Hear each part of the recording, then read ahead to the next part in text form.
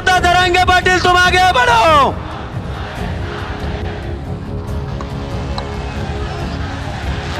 पाटलांचा बाले किल्ला, अरे मनोज भाऊंचा बाले किल्ला, मनोज दादांचा बाले किल्ला।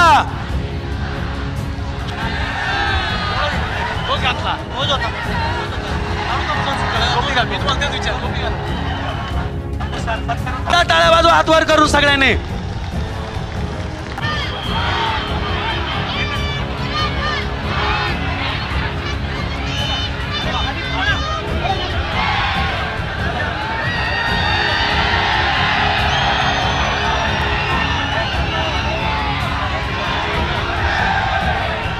दैवी स्वराज्याचे संस्थापक राजे छत्रपती शिवराय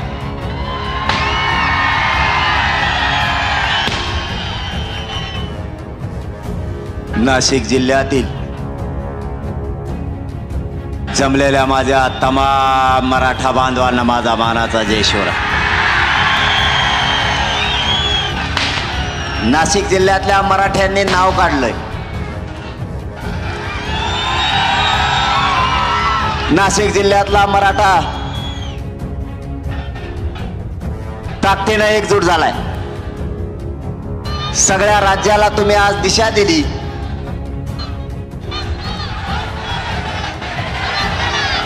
जातवान म्हणजे काय, कट्टरता म्हणजे काय आणि कडवटपणा म्हणजे काय हे आपण आज राज्याला तुम्ही नाशिक जिल्ह्यातल्या मराठ्यांनी सिद्ध करून दिलंय। महाराष्ट्रातल्या मराठ्यांना नाशिक जिल्ह्यातल्या मराठ्यांचा गर्व वाटेल इतक्या ताकदीनं तुम्ही एकत्र आलात, त्याबद्दल तुमचे मनापासून आभार। मला कधीच करावं वाटत नाही ते आज करावं वाटतंय। आज तुम्ही मराठ्यात बळ वाढवलं, मराठ्यांची कॉलर टाईट केली। तुम्ही आज सिद्ध केलं आता लेकरासाठी लढायचं, जातीसाठी लढायचं, नेत्यासाठी आणि पक्षासाठी लढायचं नाही। हे नाशिक जिल्ह्यातल्या मराठ्यांनी सिद्ध केलंय। लोक म्हणायचे मराठा समाज एक येत नाही पश्चिम महाराष्ट्रातला, तुम्ही तर मराठवाड्यापेक्षाही ताकदीनं एकत्र आलात।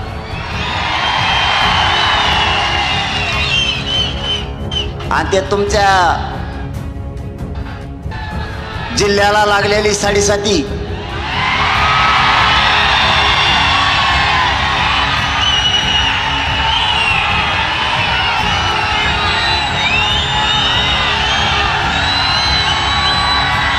ते सगळ्या दुनियाचं दलिंदर ते म्हणतंय मनोज जरांगेला म्हणा फक्त 8 सीट निवडून आणून दाखवा। तो या जिल्ह्यातले इतका बघ तू माया काय असेल नादी लागतो, तू एकदाच माया नादी लागला तर तुला नाशिक सुद्धा सोडून दिलं नाही प्रचारासाठी। आणखीन तरी शहाणा वैभव तो आहे आत्ता शिक नाकावर चष्मा आलाय, तो आहे तोंडावरच येणार आहे आता तो चष्मा। असला शहाणा तर राय नीट, नसला तर तो आहे सरशी देवेंद्र फडणवीसचा सुद्धा पक्ष तू संपून टाकशील। ते देवेंद्र फडणवीस बी कमी येऊन करतं का नु त्या छगन भुजबळचं ऐकून? ते पाऊस आल्यावर नसतो का एक खांड चालवतो बघा जनावराचा आणि त्याच्यात एक माग चालणारं वासरू असतं, तसा खेळ देवेंद्र फडणवीसचा झालाय सध्या। गळेल वासरू असल्यासारखं त्यांनी छगन भुजबळच्या माग चालत आहे। त्या छगन भुजबळने सगळी शिवसेना मोडून टाकली, राष्ट्रवादी मोडली, आता नंबर आहे देवेंद्र फडणवीसच्या भाजपचा। तरी यांच्या लक्षात यायला याच्या नादी नाही लागायला पाहिजे। आता माया नादी लागलं त्याची एवढी फजिती चालली। मला जवळ उभा राहून बोलता येतं तवरच बोलणार आहे बरं का मी। कमरात जर चमक निघायला लागली ना मला लगेच खाली बसायला लागतं। माझ्या कमरात इतक्या चमका निघात्यात आणि माझं हे उपोषण शेवटचं उपोषणामुळं ना पूर्ण अंग गळून गेलेलं आहे। माझ्या वेदना मी तुम्हाला कधीच सांगणार नाही, कारण तुमच्या वेदनापेक्षा माझ्या वेदनेला काहीच किंमत नाही. माझ्या समाजाच्या वेदना मला घालायच्या. माझा समाज माझ्या मराठ्यांच्या लेकराला शिकवतोय. त्याचं स्वप्न आहे आपले लेकरं मोठे झाले पाहिजेत, आपला समाज मोठा झाला पाहिजे. मला या करोडो मराठा समाजाच्या वेदना बसू देत नाहीयेत. माझ्या चौथा दिवस हे डॉक्टर सोबत येत. गाडीवरच बसून आहे डॉक्टर. असा डॉक्टर असतो का कुठं? डॉक्टर गाडीवरच, त्याला दवाखाना ध्यानात नाही राहिला त्याला दवाखाना आहे म्हणून. ते डॉक्टर आलं माझ्यासारखंच आंदोलक होऊन बसलं. त्याला वाटलं तपासून यावयाला, तपासायला आलं आणि इकडेच राहिलं. दोन्ही डॉक्टर, दोन्हीचे दवाखान्याला मोठाले आहेत. 100 खोल्याचे दवाखाने दोघांचे बी. पण दोघांच्या ध्यानात नाही राहिलं आपल्या दवाखाना बंद पडला का सुरू आहे. त्यांना काय तपासावं कळत नाही मा. कारण मा एक शिर चलत नाही, अंगात ताकद नाही, रक्त नाही. कुठं ते नाही, ते कानात घालते तर ते कुठं टिकेल का माझ्या हाडकोरात टेकत आहे. त्यांना मेळ लागा नाही याचं नेमकं काय दुखत आहे, याला कोणचं इंजेक्शन द्यावं. आता मह दुखणं डॉक्टराला कळणारच नाही. महा दुखणं इतकं बेकार आहे. मला पाहिजे मराठ्याला आरक्षण. ह्या दुखण्याला नाही मोजित मी, ह्या दुखण्याला मी मोजित नाही. कारण ह्या वेदना काहीच नाही तितक्या माझ्या समाजाच्या भयंकर वेदना आहेत.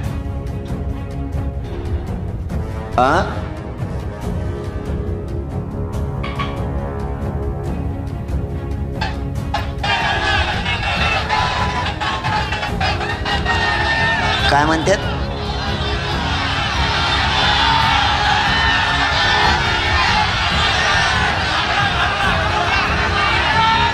हा यावला होय.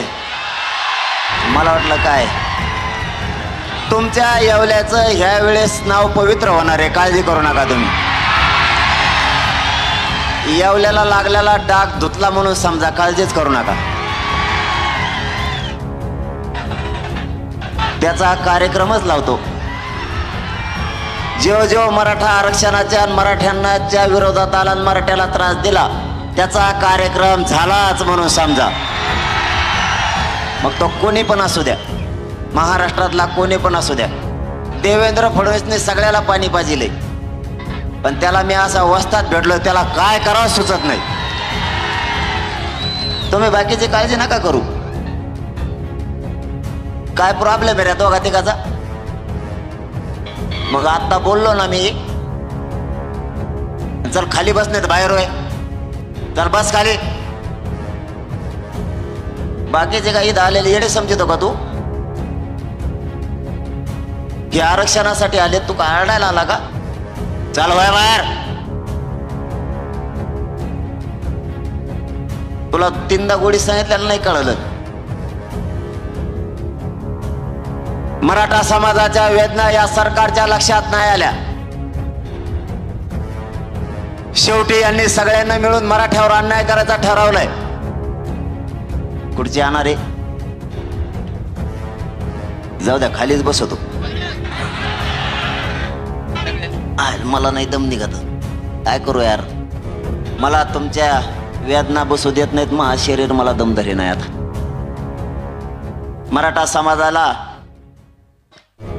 मराठा समाजाच्या वेदना याच्यावर बसता येणार मला. मी उभाच राहतो, जाऊन जवळ जे होईल ते होईल. त्याच्यावर बसल्यावर जास्त चमक निघते. नको त्याच्यावर बसल्यावर जास्त चमक निघायला लागली. अरे पुढं पडन ना मी त्यांना पाडाय सोडून. गोड बोलून असंच मुंबईला नेलं तुम्ही मला. आता जाऊन तिथं गेल्यावर बसले 17 मजल्यावर जाऊन. माघारी बी येणार लवकर. मुख्यमंत्री मला म्हणतात, कोणामुळं? तुला एकट्यालाच आहे ना, सगळ्या दोन्हीला यायला लागले. असं करू नको. येवल्यात ऐकू आहे ना, त्या टायमाला म्हणशील चिन्हच कळा ना, असं नको म्हणू. या बारीनं गेलाच पाहिजे ते. हो, त्याने लय त्रास दिलाय. आणि ते येवल्याचे लोक मला येऊन सांगतात, तुम्ही जरी निवडून द्या म्हणले तरी आम्ही त्याला पाडीत असतो. इतके ते बी येऊन करतात. जाऊ द्या, मला वाटतं त्याला महत्व देऊ नये आपण. तसले मराठ्याच्या खिशात लय मोठे आहेत. याला लय किंमत दिली का ते जास्त येऊन करते. त्यामुळे त्याला किंमत देऊ नये आपण. आपला विषय मराठ्यांना ओबीसीतून आरक्षण मिळवून देण्याचा आहे. आणि यांचं म्हणणं आहे ते मिळू द्यायचं नाही. मायबाप मराठ्यानो, कुणबी आणि मराठा एक ही लक्षात असू द्या. कोणाचा बाप जरी आडवा आला ना तरी मराठ्यांना ओबीसीतूनच आरक्षण मिळवून द्यायचं. कोणी पण आडवं येऊ दे. प्रत्येक जिल्ह्यात नोंदी सापडल्यात. याचा अर्थ मराठा हा ओबीसी आरक्षणात. पहिलं काम करायचंय, नाशिक जिल्ह्यातल्या गावागावातल्या मराठ्यांनी 29 तारखेला अंतरवाली लिहायचं. 29 तारखेला पाडायचे का उभा करायचे?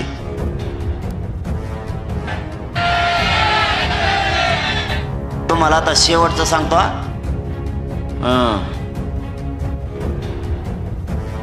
पुन्हा वळवळ नाही करायची. 29 तारखेला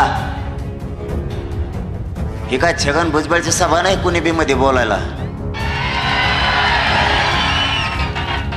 खिचडी येतेची. इथं खिचडी चालत नाही. इथं राईट कार्यक्रम लावणारे मराठी आहेत आम्ही. ए यार, बसू द्या बसू द्या बसू द्या. आता काय नाही करीत तो. आता माझ्या एका चाट्यात आलाय तो. याच्यानंतर नुसते वळवळ करून द्या. भुजबळ सहित त्याला उचलतो. सारखा बाजूला तुम्ही. त्याची कायमची बडबड बंद झाली पाहिजे. कारण यांचं औषध माझ्या जवळच आहे. देवेंद्र फडणवीसला सुद्धा मीच औषध दिलंय. छगन भुजबळला दिलं पण कालपासून बोलायला लागले ते. त्याला वाटलं असं कवर मागं राहावा. येव पाडणार आहेत आपण आणि तेव्हा पाडणार आहेत. बोलून तर घ्या. मराठा हा ओबीसी आरक्षणात आहे. आपल्याला ओबीसीतून आरक्षण मिळवायचंय. काही झालं तरी हरकत नाही. ओबीसीतून आरक्षण मराठ्यांना मिळवून द्यायचंय म्हणजे द्यायचंय. सगळ्या पक्षातल्या मराठ्यांनी जागे व्हा. मराठ्याला अशी संधी पुन्हा येणार नाहीये. पक्षाला आणि नेत्याला बाप मानण्यापेक्षा जातीला बाप माना. आपले लेकरं उघड्यावर पडतील याचा विचार मराठ्यांनी करा. ज्या पक्षाच्या नेत्याला तुम्ही मोठं केलं त्याचे लेकरं मोठे झाले. त्याच्या 20 पिढ्या त्याला संपणार नाही एवढी संपत्ती त्याच्याजवळ तुमच्या जीवावरती झाली. तुमच्या लेकराचा काय हा प्रश्न लक्षात असू द्या. निवडणुका आल्या की उगा भावनिक व्हायचं काम करू नका. कोणता नेता असला किंवा कोणत्या पक्षाचा आमदार असला किंवा मंत्री असला, आपलं कोणीच नाही हे लक्षात ठेवा. पुन्हा बोंबलत बसू नका. आमचे लेकरं मोठे होत नाहीत, आमच्या लेकराला नोकऱ्या लागत नाहीत, आरक्षण मिळत नाही आणि आरक्षण नसल्यामुळं आपले लोक आपले विद्यार्थी मोठे होत नाहीत हे बोंबलत बसायचं बंद करा. वेळ आल्यावर बदला घ्यायचा शिका. वेळ आली की बदला घ्यायचं शिका. 42-45 वर्ष फसवलं, आता नाही. आता 2024 ला सगळ्याचे टांगे पलटी करायचे. जर मराठ्यांना आरक्षण दिलं नाही तर 29 तारखेपर्यंत येतात का बघू. आज 13 तारीख. शंभूराजे देसाई साहेबांचं माझं ज्यावेळेस बोलणं झालं होतं त्यावेळेस मीडियाच्या बांधवाच्या साक्षीनं झालं होतं. त्यांनी सांगितलं होतं की आम्ही 2 महिन्याचा वेळ मागितला होता परंतु 1 महिन्याचा दिला. 13 जून ते 13 ऑगस्ट 2 महिने बरोबर झाले. कारण नंतर आपण पुन्हा त्यांना 1 महिन्याचा वेळ वाढून दिला म्हणजे त्यांच्या म्हणण्याप्रमाणात 2 महिने दिले. मला तरी वाटतं आजपर्यंत त्यावरती कसली हालचाल झालेली नाही. याचाच अर्थ सरकारला आपल्याला आरक्षण द्यायचं नाही किंवा भाजपमधले लोक यांना आरक्षण देऊ देणार. नेमका काय डाव हे कोणी सांगायला तयार नाही. नेमका डाव काय कोणी सांगायला तयार नाही. पण नवीन डाव त्यांनी आता आणला. तुम्ही बैठकीला या, ते त्याला म्हणता या आणि हे याला म्हणता या. बोलिलं की हे बी जात नाहीत, नाही ते बी जात नाहीत. मरण आणलं आपलं. महाविकास आघाडी म्हणते आम्ही जात नाहीत. अहो राव, खरंच दोन मग सारखंच आहे. मी बी तराला लागल्यावर तरच करीत असतो. कारण आपण काय मोजित नाहीत कोणाला. जातीपेक्षा आपल्यापाशी मोठं कोणीच नाही. हा, जात सगळ्यात मोठी. नेतेन फेतेन हे असले किती काय आले किती काय गेले. त्यांच्यात अंतरवाली पाठच झाली आता. त्यांना एखाद्या बारी इमानात याच्यात गाडीवर जाताना मध्ये रस्त्यात एखादा अंतरवाली नाव जरी दुसऱ्या गावात दिसलं तर ते म्हणतात इकडं कसं काय गाडी आली आपली. इतकं टेन्शन येतं त्यांना अंतरवालीच. अंतरवालीचा मॅपच बंद केलाय त्याने आता. तिकडं जायचं नाही म्हणतात. यांनी आपल्यावरती आरक्षण नाही देऊन घाव घालायचं ठरवले. बघा आता डाव यांचे. प्रामाणिकपणानंच नाशिकच्या जिल्ह्यातल्या सगळ्या मराठ्यांनी मला सांगा, आपण एसीबीसी आता 10% दिलेलं आरक्षण मागितलं होतं का? यांनी बळच दिलं. बरं दिलं तर दिलं, त्याची व्हॅलिडिटी दिली नाही. 3 राऊंड मध्येच व्हॅलिडिटी द्या म्हणते. ती काय होत नाही. आता मी मागा लागलो म्हणून 6 महिने केलं. आपलं दुसरं म्हणणं होतं ज्यांच्याकडे कुणबी प्रमाणपत्र निघालेत त्यांना 6 महिन्याची व्हॅलिडिटी द्या. त्यांनी त्यांनाही नाही दिली वाढून. यांनी आपल्यावरती न टिकणारं 10% आरक्षण दिलं. न टिकणार आणि EWS आपलं घातलं. आणि ते पसरायला लागलेत काय? जरांगे पाटलांमुळं किंवा या मराठ्यांच्या आंदोलनामुळे EWS आरक्षण गेलं. आम्ही घातलं का? आम्ही म्हणलं की EWS रद्द करा. तुम्हाला 10% कोणतेही सांगितलं? तुम्ही नाही तिथं येईल खांदीता आणि परत म्हणता पाणी कसं काय लागलं नाही. खडकावर खांदल्यावर तुमच्या बापाला पाणी लागन का? तुम्हाला मागितलंच नाही, तुम्ही कसं काय देता? आणि आता म्हणतायत ते आरक्षण आमच्यामुळे गेलं आणि आमच्या लेकराचं वाटोळं करायला लागले. हे मराठ्यांच्या लक्षात आलं की हे प्युअर खोटं बोलायला लागले.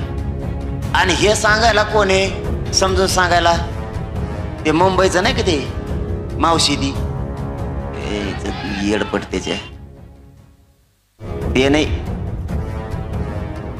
दुसरंच नाव आहे त्याचं काहीतरी. हा तेच माया विरोधात हे सगळे विधान परिषदेवर गेलेलेच आमदार बोलत आहेत. पटांगणाला बोलतच नाही. जेव्हा विधानसभेला उभा राहणार आहे ना ते म्हणतो नको, त्याला बोललं की पडतच माणूस. कारण आता कसा कचकदा केला लोकसभेला यांना अशी जिरली नाही यांची तवापासून. तुम्हाला बी मानावं लागेल. तुम्ही लय हुशार आहेत राव.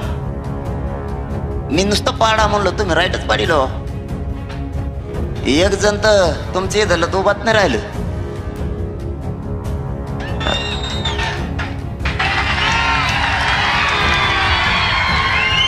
ते नुसतं म्हणत होतं मीडियात मला वरून शब्द दिला खालून दिला. काय दिला रे खालून वरून शब्द तुला? गप्पा आणताय कामान धामाचे. याला कोण आहे एवढा? कोणचा नेता लागून गेला हे वरून खालून शब्द द्यायला? तेव्हा म्हणतो नाही नाही मला तिकडून ठरलं होतं लोकसभा द्यायचं, वरून ठरला. तुला वरून देत नाही कोणी, खालून देत नाही. तो असाच मर आता. मराठ्याच्या विरोधात गेला ना असाच कार्यक्रम लागत असतो.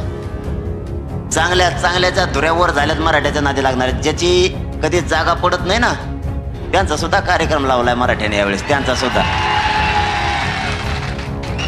आमच्या मराठवाड्यात एक जणाची तर 5,000ची लीड तोडायला इतका फेसपाड होता. इतकं बेकार काम आहे मराठ्याचं. मराठ्याचं नादी मराठ्याच्या नादी लागलं का असं होतं. आपल्याला 29 तारखेला ठरायचं लढायचं का पाडायचे. निर्णय कोणचा व्हावं द्या. इतक्या ताकदीनं काम करा ना.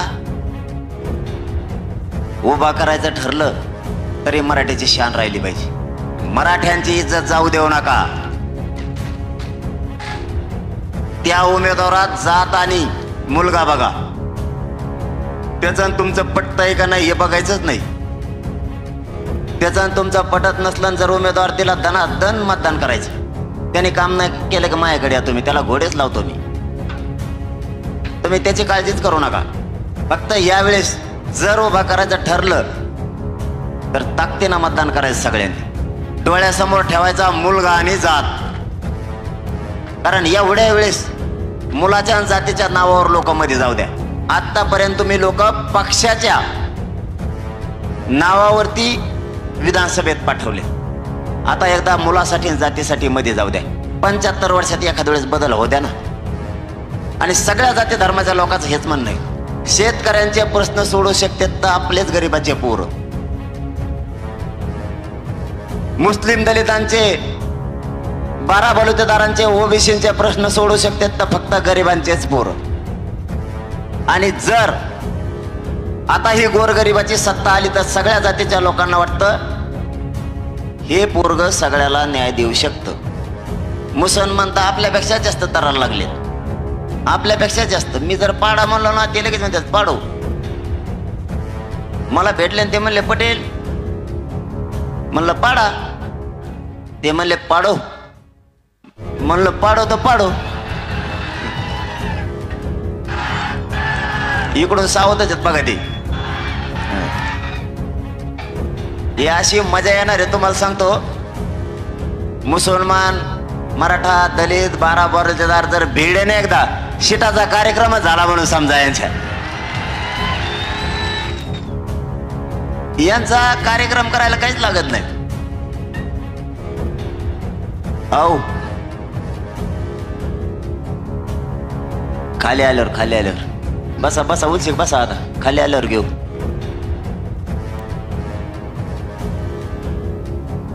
आपल्या मराठा समाजानं एकजूट दाखवल्याने सगळ्या जातीच्या मनात आशा पल्लवित झाल्यात. प्रत्येकाला वाटायला लागलं गोरगरिबाची आणि शेतकऱ्यांची सत्ता येऊ शकते, गोरगरिबांना न्याय मिळू शकतो, हे प्रत्येकाला वाटायला लागलं. असा या राज्यात आता माणूस न राहिला नेता सोडून की गोरगरिबाची सत्ता येणार नाही असं म्हणणारा. माझी मराठा समाजाला हात जोडून विनंती की संधी आहे, जर आपल्याला आरक्षण दिलं नाही तर आपल्याला काही करून देणारं बनावं लागणार आहे.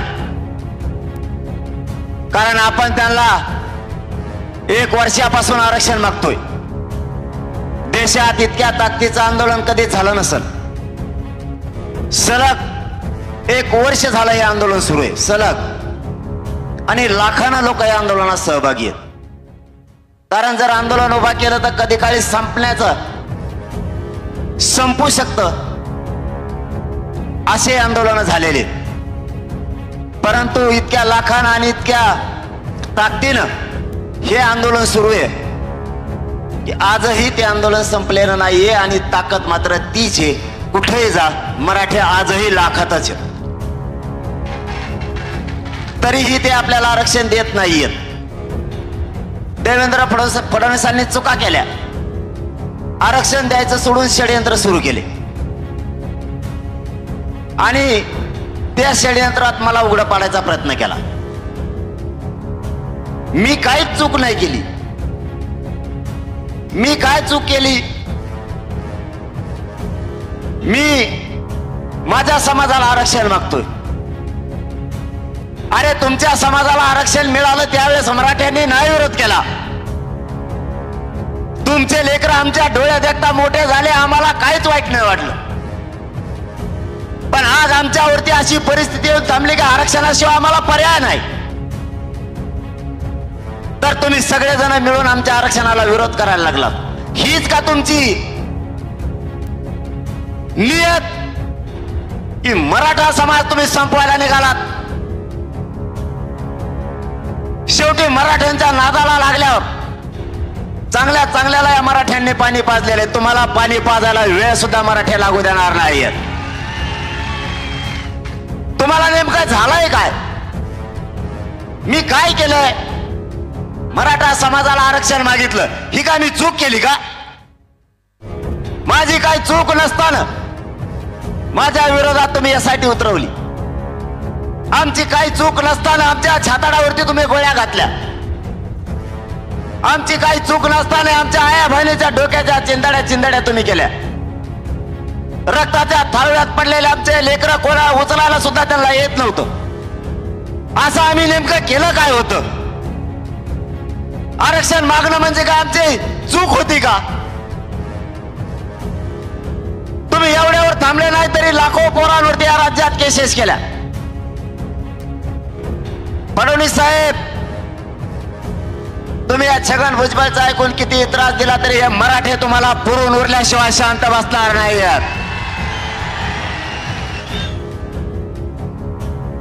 तुम्हाला आणखीन या नाशिकच्या पवित्र भूमीतून सांगतो, फडणवीस साहेब, तुम्हाला या पवित्र भूमीतून सांगतो, नाशिकच्या,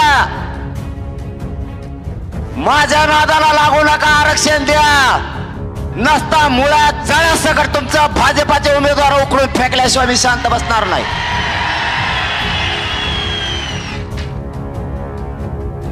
तुम्ही आमचे शत्रू नाही आहेत फडणवीस साहेब.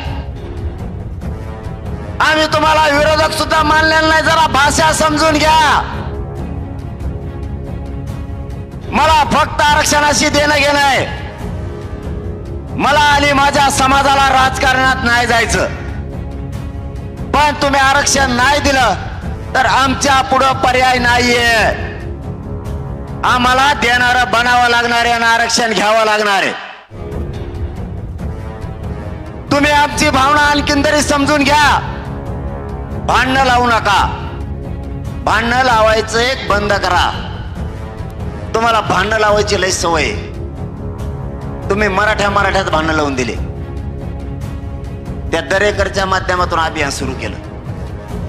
अभियान ते षडयंत्र आणि सापळा आहे. तो काय काम करतोय? मराठ्याच्या संघटना फोडितोय तो दरेकर. आणि त्यांना माझ्या विरोधात सभा पत्रकार परिषद घ्यायला लावतो. तो परत समन्वयक फोडायला लागलाय आणि समन्वयकाच्या माध्यमातून ऐका काय असतं, शेवटी आपल्यावरती चांगले संस्कार आहेत, समजून घ्या. मला काय सांगायचं तुम्ही समजून घ्या. ते आत्ता ज्या बंधूंनी घोषणा दिली नका देऊ, त्याचं कारण सांगतो. शेवटी संधी देणं गरजेचं आहे. समजून घ्या मला तुम्हाला काय म्हणायचं. मी एवढा संयमी आहे ना, म्हणून मराठ्यांच्या पदरात बरंच आरक्षण मिळालंय. घोटाळा जर असतो ना, आंदोलन बेमोड असतं, मराठ्याला यांनी काही मिळून सुद्धा दिलं नसतं. मला वाटत नाही माझ्या समाजाला डाग लागावा किंवा माझ्या समाजाची शान कमी व्हावा. मी काम करतोय माझ्या समाजाची शान वाढावी म्हणून. नसता तुमच्यापेक्षा कलाकार आहे मी. तुम्ही आता म्हणलात ना, त्याच्यापेक्षा डेंजर शब्द असतील. माझी विनंती आहे नाशिक शहरातून, जिल्ह्यातून, महाराष्ट्रातल्या मराठ्यांच्या पोरांना आणि समाजाला पण, जे चुकले ते जाऊ द्या. वयानं मोठे आहेत राणे साहेब, चुकले ते एकदा जाऊ द्या. अनुभव आहे, वयानं मोठे आहेत. एखाद्या वेळेस आपणच माफ करायचं असतं. कारण त्यांनीच त्यांच्या मनानं वयाची मर्यादा त्यांनी ठेवायला पाहिजे होती. आपलं वय काय, त्यांचा अनुभव काय, त्यांचं योगदान किती आहे याची जाण मराठ्याला हाई. पण मी त्यांचा सन्मान करतो पहिल्यापासून. आपण त्यांना दादा म्हणतो कारण त्यांचा अनुभव मोठा आहे, वय पण मोठं आहे आणि योगदान पण आहे. पण याचा अर्थ असा बी नाही की मग आम्ही तुमचा सन्मान करतो म्हणल्याच्या नंतर तुम्ही कुठं पण बोलायचं आणि काय पण बोलायचं, ते पण आम्ही नाही ऐकून घेणार ना. पोरांनी इथून पुढं त्यांच्याबद्दल बोलताना थोडं वयानुसार त्यांच्या तारतम्य बाळगा, ही माझी विनंती तुम्हाला. त्यांच्या पोराचं हो द्या काही पण, कारण ते पोरग आपण पोराचं हो द्या काही पण. परंतु त्यांचं वय मोठं आहे, त्यांचा अनुभव पण आहे. याचा अर्थ काय मी त्यांच्या पक्षाचा नाही, त्यांचा पक्षाचा दातेदारा करीत आणलाय.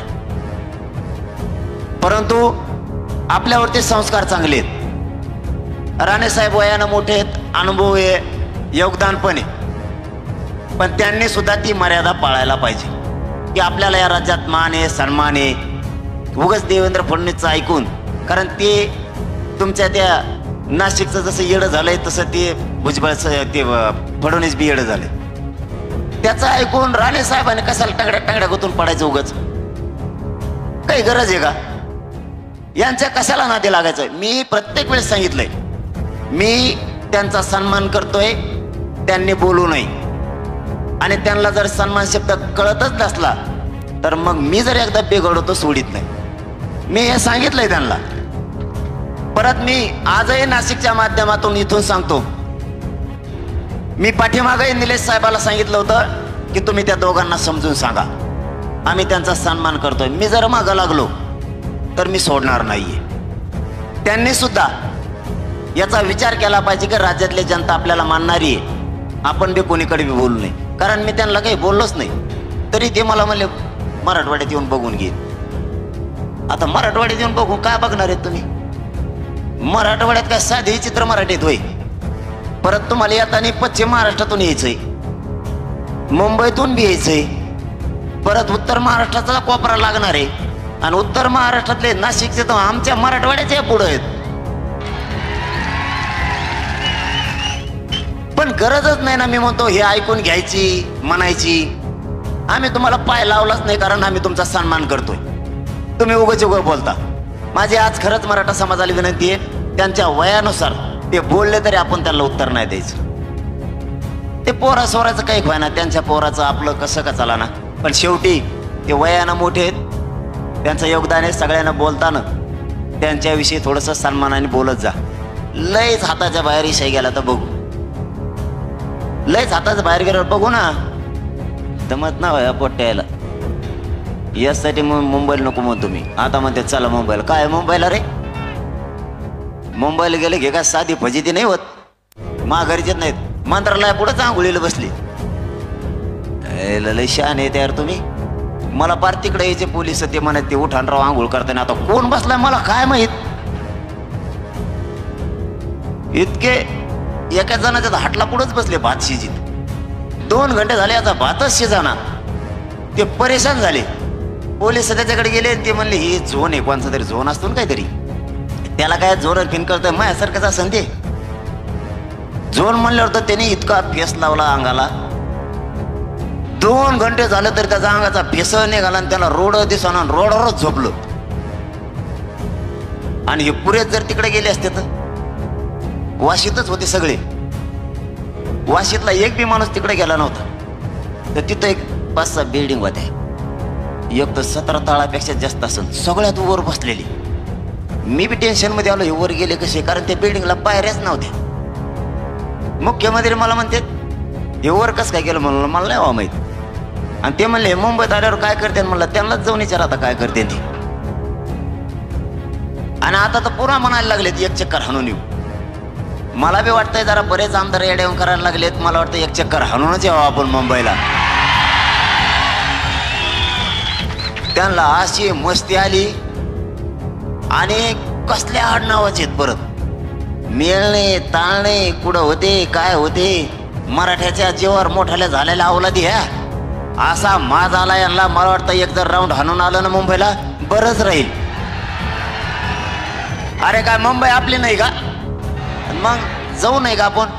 आता बोलणाऱ्या आमदाराचं घर कसं आहे काय आपण बघितलं पाहिजे बाबा. दार कसं आहे त्याचं, काय लावतोय, त्याच्या घराला फॅन कोणचा आहे आपल्याला आणायचा नाही, पण बघायचं आहे त्याच्या घरात काय काय आहे बाबा. फ्रीजचं पाणी पितो का गटरातलं पितोय, बघणं काम आहे ना. शेवटी आपला आहे ना तो.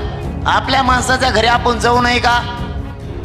मग मुंबईत कोणचा आमदार बोललेला जरा वाटतं एकदा घर बघूनच यावं आपण कसे कसे आहेत ते. आणि सगळ्या मराठ्यांचंही म्हणणं आहे 2 कामं करायची.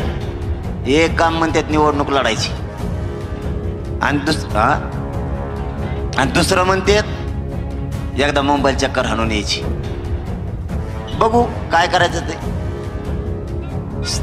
तुम्ही सगळे येतात का? नक्की खोटं बोलू नका बरं का. नाही तर तुम्ही राहायचं इकडं आणि मी जायचो एकटाच. मला असं रेट देन पोलिस तिकडं. तुम्ही सगळे येतात ना. आम्हाला पोलिसांनी तुम्हाला सांगतो असं कुटिलेलं एकदा या देवेंद्र फडणवीसचं ऐकून त्यांच्या हातातल्या दांडके मोडे तरी ते मागचं काळ हातात नाही राहत का, त्याने सुद्धा आणत होते. इतकं रेटचेचील आम्हाला ते दोन्ही हाताने. आणि सगळे हाणणारे जवळपास त्यातले 90% मराठे नव्हतेच. त्यांनी निवडून आणले होते वाटतं. हात नावं त्यांचे आडनावं, कारण ते पोरं खिशावर वाचायचे ना हाताने. त्याला म्हणजे एवढा राग होता मराठ्याचा. अधिकाऱ्याला राग असला पाहिजे का, जात असली पाहिजे का, नाही. आणि समजा आता तो देवेंद्र फडणवीसचं ऐकून हाणलं आणि कदाचित जर आमची सत्ता आली तर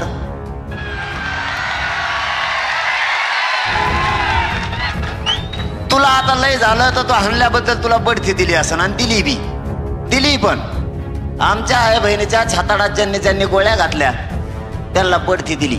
याला म्हणते देवेंद्र फडणवीस.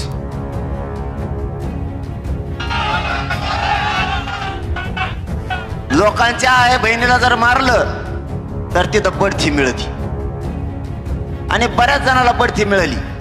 बऱ्याच जणाला म्हणण्यापेक्षा त्यातला एक बी घरी नाही. आता सगळेची सगळे बढत्या देऊन मोठाले अधिकार त्यांना दिले. आणि समजा मराठ्यांनी आणि गोरगरीब शेतकऱ्यांनी सत्ता बदलली, मग काय होईल? तुम्हाला जातीवाद कशाला पाहिजे मला हे नाही कळत. तुम्हाला काय करायचं जातीवादाचं? त्याच्यामुळं देवेंद्र फडणवीसांनी आणखीन तरी शहाणं व्हावं. शेवटी मराठ्याच्या शक्तीला कोणाची शक्ती पुरत नाही, कोणाचीच. कारण लोकात म्हणे एकदा जर मराठे एक आले, एक तर मराठे एक येतच नाहीत. आणि मराठे जर एक आले तर इतिहास घडतो. आणि मराठ्यांनी तो आता घडलेला आहे. माझं तुम्हाला जाता जाता एक विनंती, कारण मला बी लय वेळ दम निघा ना इतक्या, कारण नाही सांगत मी समाजाला, लय भयानक वेदना आहेत मला. रोज सलाईन चालू आहेत, रोज 5-6 सलाईन. डॉक्टराला बी कोणी पेशंट सापडत नाही, कचा कस सोया टोचित येत कुंकडं बी. रक्त माया अंगात नाही, कुडून सुया आणली, कुडून नाही, बोटातच टोचित येत माया. शुगर कमी झाली म्हणतात, रक्तच नाही, शुगर कुडून तपशी तू कोणाला माहित. इतकं बेजार केलंय ना मला येईनी. माया शिराला इतके बोक्षे पडलेत, कुंकडं सलाईन लावली, कुंकडून बाहेर पाणी निघत आहे. डॉक्टराला सुद्धा मेळ लागत नाही. एक दिवस तर डॉक्टरांनी सरकारी डॉक्टर पाठवले होते अंतरवालीत, त्याने माझ्या हाडकाला सुई लावली शिर म्हणून. हात फुगल्यावर म्हणतो उकलं का गणवा, शिरच सापडणार. मला इतका त्रास आहे ना या उपोषणाचा, पण समाजाच्या लेकराच्या डोळ्यातलं पाणी मला नाही बघू वाटत. इतक्या हाल आहेत लेकराचे आरक्षणापायी. एका टक्क्याहून अधिकारी बनल्याला हुकायला लागला. एका टक्क्यामुळं ऍडमिशन राहायला लागले. मराठ्यांच्या अधिकाऱ्यांना बढत्या सुद्धा मिळत नाही. कवा बघा मराठ्याचा अधिकारी त्याच खुर्चीवर आहे. ज्या दिवशी लागला होता ना शेवटच्या दिवसाबोध त्याच खुर्चीवर आहे. त्याच्या खुर्चीला काय फेविकॉल चिटकेलं का काय? आमच्या बढत्याच होत नाहीत. यांचे कप पुढं जातात. यांच्या याला काय चाक बशिलेत का? यांच्या तवाच बढत्या होत्या ना, आमच्या यांना तुमचे लय हुशार येतं ना, आमचे काय कॉफ्या देऊन पास झाले का? आमच्या बढत्या कसं काय होत नाहीत? आम्हाला केंद्रीय कॉलेज नाही, आमचे सगळे हालच. उच्च शिक्षण आम्हाला नाही. काय पाप केलं आम्ही? आम्हाला आरक्षण नाही. माझी तुम्हाला जाताना विनंती, एकजूट नाही फुटू द्यायची बरं का. आपलं कोणी नाही. मला तुमच्याशी खूप बोलायचं होतं, पण माझे शब्द आता कमी व्हायला लागलेत फुटायला. कारण जशा जशा चमका निघतात तसा त्रास व्हायला लागलाय. माझे मायबाप मराठ्यांना एक हात जोडून विनंती, समाज आणि समाजाचे लेकरं उघडे नका पडू देऊ बरं का.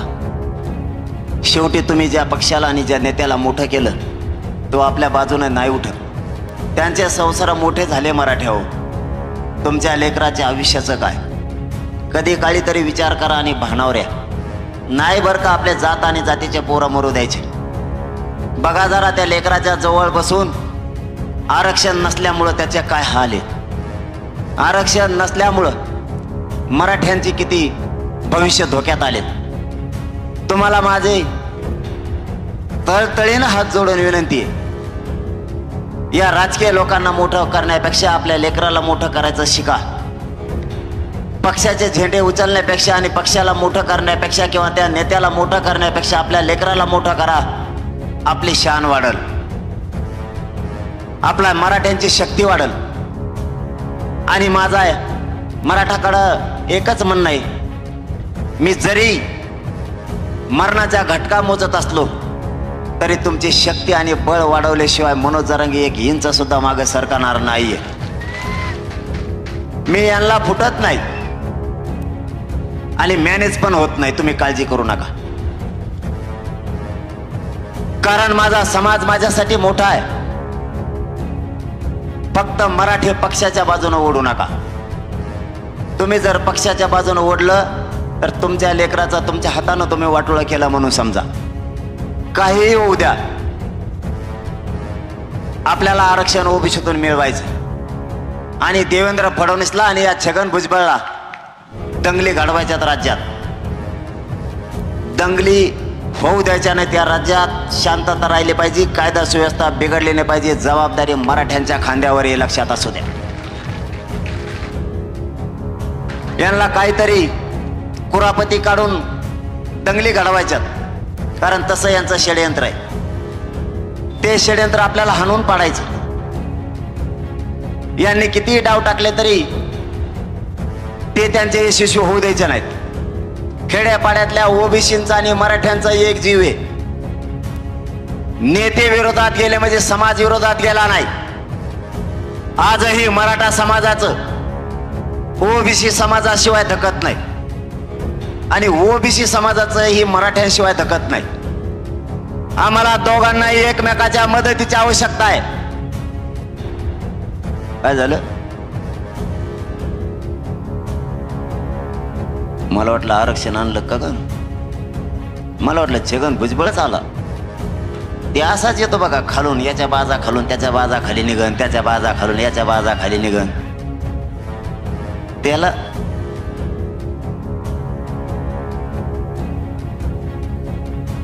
जर देवेंद्र फडणवीस म्हणून तसं जर नाही ऐकलं तर ते बेसन भाकर खायलाच जाणार. त्याला ऐकणं नाही तर देवेंद्र फडणवीस स्वतः त्याला उचलून मध्ये टाकणार आहे. बोल नाही बोलला की टाकलाच मध्ये. त्याला असं तू एरेज संकट उभं राहिले त्याच्यावर. त्याला वाटतं नाही बोलाव तर मध्ये टाक म्हणते, टाकीन म्हणतात. बोलाव तर इकडं मराठी विरोधात चाललेत. आता काय करायचं? इतकी पंचायत झाली त्याची, तशीच बहुतेक मराठ्याच्या आमदारात सुद्धा झाली असणार आहे. त्यांना बोलायची इच्छा नसेल पण देवेंद्र फडणवीस बळच बोलायला लावतो त्यांना, बोला बोला म्हणून. त्यामुळे इथून पुढे यांना शून्य किंमत देऊन आपण आपल्या कामात राहा. आपल्याला या राज्यात शांतता ठेवायची. काही झालं तरी राज्यात मराठ्यात आणि ओबीसीत वाद होऊ द्यायचा नाही आणि गावखेड्यात नाही सुद्धा. गावखेड्यातल्या मराठ्यांना आणि ओबीसींना वाटतंय गोरगरिबाची सत्ता येऊ शकते, ही गोरगरिबाची लाट आहे. अशी लाट कधीच आलेली नाही. म्हणून आपण ही शांतता रॅली यासाठी काढली की या राज्यात शांतता ठेवायची, पण आपल्या लेकराला आरक्षण देण्यासाठी एकजूट सुद्धा तितकीच महत्वाची आहे. ते कायम तुम्ही टिकून ठेवा. आपल्याला आपल्या समाजाशिवाय दुसरं मोठं कोणी नाही आणि समाज मोठा करायचा आहे. मला एवढा त्रास असूनही मी या समाजासाठी आणि समाजाचे लेकरं मोठे व्हावेत म्हणून रात्रंदिवस झुंज देतोय. माझा दुसरा काही उद्देश नाहीये. मला नको यांचे पद किंवा मला नाही पाहिजे यांचे पैसे. मी जर एवढं निष्ठेनं लावून धरलं नसतं किंवा माझ्या समाजानं एवढ्या ताकदीनं लढा लावून धरला नसता तर आज गावाची गावं ओबीसी आरक्षणात निघालीच नसती. कित्येक तरी पोरं आपल्या आता अधिकारी व्हायला लागले त्या प्रमाणपत्रावरती. कित्येक तरी पोरांना ऍडमिशन मिळायला लागलेत. आरक्षण नव्हतं तेव्हा पोरांनी शिकायचं सुद्धा बंद केलं होतं. त्या पोरांनी पुन्हा रिऍडमिशन घेतलेत. प्रत्येक क्षेत्रात मराठा समाज चाललाय. कुणबी हा राज्यापासून केंद्रापर्यंत चालणारं आरक्षण आहे. दिल्लीच्या संसदेत सुद्धा आपले 7-8 कक्ष अधिकारी झालेत आरक्षणाच्या जोरावरती. कारण राज्यापासून केंद्रापर्यंत जर मराठ्यांची ताकद आणि शक्ती वाढवायची असली तर तुम्हाला आधी लेकरं डोळ्यासमोर ठेवावे लागणार आहेत आणि आरक्षणच मराठ्यांना मोठं करू शकतं हे मराठ्यांनी लक्षात ठेवा. नेता आमचा पाहुणा आहे किंवा पाहुणा लागतोय या भावनेत न येता स्वतःच्या लेकराचं वाटोळं करू नका ही मला तुम्हाला हात जोडून विनंती. मराठ्यांनी कधीतरी भानावऱ्याचं शिका सगळ्या बाजूने फक्त मराठ्यांनाच घेरलंय. सत्ताधाऱ्याने आणि विरोधकांनी दोघांनी मराठा उघडा पाडायचं ठरवलंय. दोघांचंही म्हणणं आहे मराठ्यांना आरक्षण नाही मिळालं पाहिजे आणि ओबीसीच्या नेत्याचंही म्हणणं आहे मराठ्यांना आरक्षण नाही मिळालं पाहिजे. इतकं मोठं षडयंत्र चाललेलं असताना तुम्ही पक्षाच्या बाजूने बोलताच कसे? मराठ्यांचं रक्त मराठी म्हणून कधी जागा होणार आहे? स्वतःच्या लेकराच्या बाजूने तुमचं रक्त कधी गरम होणार आहे? स्वतःच्या मुलीचं आणि मुलाचं वाटोळं होताना तुम्ही उघड्या डोळ्यानं कसं बघता? स्वतः इतके पैसे लावलेत, व्याजानं काढलेत, उस तोडलेत, वावर इकून स्वतःचे पोरं आणि पोरी शिकवल्यात, त्यांच्या डोळ्यातलं पाणी स्वतः उघड्या डोळ्यानं मराठे तुम्ही कसं बघू शकताय? तुम्हाला नेता जवळचा की तुमचे लेकरं जवळचे? नेत्याला मोठं करून तुम्हाला काय मान उंचावणार आहे? तुम्ही कोणती कॉलर टाईट करून रस्त्याने चालणार आहेत? नेत्याला मंत्री करून तुमची काय शान वाढणार आहे? त्याचेच पोरं पैसेवाले करून तुम्हाला कोणती हिंमत गाजवायची? मराठ्यांनी स्वतःचे पोरं आणि स्वतःचे जात मोठं करण्यासाठी झुंजा. कोणाचे ओझे उचलायचे आपल्याला गरज नाही. स्वतःचे लेकरं मोठे करायचे शिका. स्वतःची जात प्रबळ बनवा. स्वतःची जात जर एकदा शक्तिशाली बनवली तर मराठ्यांना कोणाच्याच पुढे हात पसरायची गरज नाही. कोण नेता आणि कोणता पक्ष त्या पक्षाला आणि नेत्याला पायाखाली तोडवा. छगन भुजबळ सारख्या पैदाशी जर आडव्या येत असल्या तर त्याला या निवडणुकीत पाडून टाका. जातीपेक्षा आणि लेकराच्या पुढं कोणत्याच पक्षाला किंमत देऊ नका. या जगात आपलं कोणी नाही. लेकरं उघड्यावरती सोडून नेत्याला मोठं करून छाती फडवीत बसू नका. मराठ्यांनी मर्दानगी जागी करा. मराठ्यातला क्षत्रिय जागा होऊ द्या. स्वतःची जात आणि लेकर संपदा कामा आहे. तुम्ही जातवान मराठी असाल तर स्वतःची जात आणि मुलं मरू देऊ नका. यापुढं मराठ्यांनी मुलाच्या आणि मुलीच्या डोळ्यात पाणी बघू नका. जातवान मराठी असाल तर पक्षाला महत्व न देता स्वतःचे लेकरं मोठं करण्यासाठी आता झुंज द्या. या जगात स्पर्धा वाढली. स्पर्धेच्या युगात मुलाला आणि जातीला टिकून धरा. लोक खूप पुढे गेलेत. एकजुटीच्या जोरावरती त्यांनी त्यांचा समाज मोठा केलाय. माझ्या समाजाचं काय? एवढा ध्यास घेऊन रात्रंदिवस मी जगतोय. एक एक क्षण माझ्यासाठी महत्वाचा आहे. कोणत्या क्षणाला मरण येईल मला माहित नाहीये. सगळे माझ्या हातवरती टपलेत. सगळ्यांनी मलाच उघडं पाडायचं ठरवलंय. सगळे जण दात घासून येत माझ्यावरती. माझं स्वप्न घेऊन मी उभा आहे. मला शारीरिक वेदना असल्या तरी माझ्या स्वप्नापासून मी लांब जात नाहीये. माझं स्वप्न आहे माझे मराठ्यांचे पोरं मला अधिकारी झालेले बघायचे आरक्षण देऊन. एवढ्या वेदना फक्त मी माझा समाज शक्तिशाली बनवण्यासाठी वेदना सहन करतोय. मी इंचभरही मी बघितलेल्या स्वप्नापासून बाजूला जात नाहीये. मी क्षत्रिय मराठा आहे. मराठ्यांशी गद्दारी करणारी पैदास आणि औलाद माझी नाहीये. मला नको याचा पैसा आणि पद, मला फक्त माझा मराठा समाज मोठा करायचा आहे.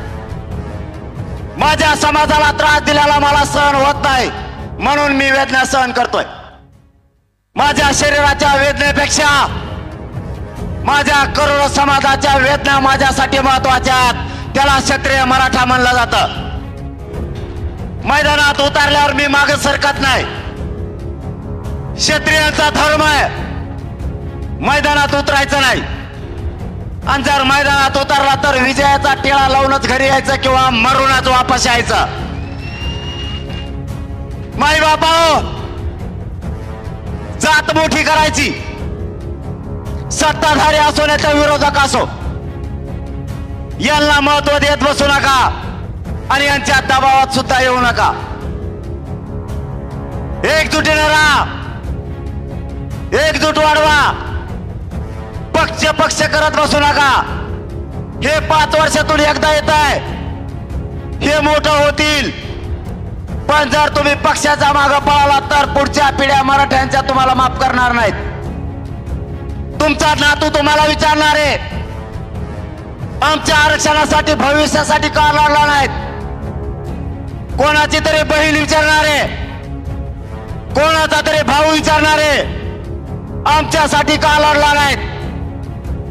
आता तरी मराठ्यांनी भान ठेवा आणि भानावर या. मी शेवटी जाता जाता पुन्हा विनंती करतो, एकजूट असू द्या, महाराष्ट्र जागा करा. मराठा समाजाला माझी विनंती आहे, 4-5 कामं करा. आणि मी बोलायचं बंद करतो, कारण मला लगेच दवाखान्यात जायला लागतंय. जर 29 तारखेला लढायचं ठरलं तर ताकदीनं काम करा. आणि एकच सांगतो, राजकीय पक्षाने जर दबाव आणला तर त्यांना घाबरू नका. जातीच्या आणि लेकराच्या बाजूने उभा राहा. आणि मतदानाला जाताना कोणी काय बघत नाही. किती त्रास दिला राजकीय नेत्यांनी, तरी मतदानाजवळ गेल्यावर आपण सांगितलं तिथं शिक्का मारा, तिथं काय त्याला दिसत नाही. याने काय केलंय, लयच दबाव आणला त्यात संग छिंडा, कारण गरीबाचं भीती असते गरीबाला. पण एकजुटीनं यावेळेस पाडायचं ठरलं तरी पाडायचं आणि निवडून आणायचं ठरलं तरी निवडून आणायचं. फक्त एकच सांगतो, नाशिक जिल्ह्यातल्या गावागावातल्या मराठ्यांनी 29 ऑगस्टला अंतरवालीकडे या. आपल्याहून एक विचारानं महाराष्ट्रातल्या मराठ्यांनी ठरवू करायचं काय, एवढंच बोलतो. एकजूट कायम असू द्या, पक्षाला महत्व देऊ नका. जातीला आणि जातीच्या मुलाला बाप माना, पक्षाला आणि नेत्याला बाप मानू नका. एवढंच बोलतो आणि थांबतो. धन्यवाद. मीडियाच्या बांधवाच्या माध्यमातून सांगतो की उद्या 14 तारखेपासून ते 20 ऑगस्ट पर्यंत, 14 ऑगस्ट ते 20 ऑगस्ट पर्यंत राज्यातल्या सगळ्या मतदारसंघातल्या बांधवांनी आंतरवालीकडे आपण आपला डाटा घेऊन यायचंय. 14 पासून त्याची सुरुवात 20 तारखेपर्यंत केली जाणार आहे. आणि आपण 29 तारखेला आंतरवालीकडे सगळ्यांनी यायचंय हे सांगतो. कारण मला आता आंतरवालीकडे निघणं अत्यंत गरजेचं आहे, कारण माझी तब्येत जास्त मला त्रास द्यायली. तुम्ही सगळ्यांनी ताकद दिली, ताकदीनं जमलात, त्याबद्दल नाशिकच्या आणि जिल्ह्यातल्या मराठ्यांच्या चरणी मनापासून नतमस्तक होतो. अशीच मायबापा एकजूट असू द्या. तुमची शान वाढवल्याशिवाय मी गप बसणार नाही. तुम्हाला मान खाली घालून जगावं लागल असं एकही पाऊल मी कधीच उचलणार नाही. हे शब्द देतो आणि थांबतो. धन्यवाद. जय शिवराय.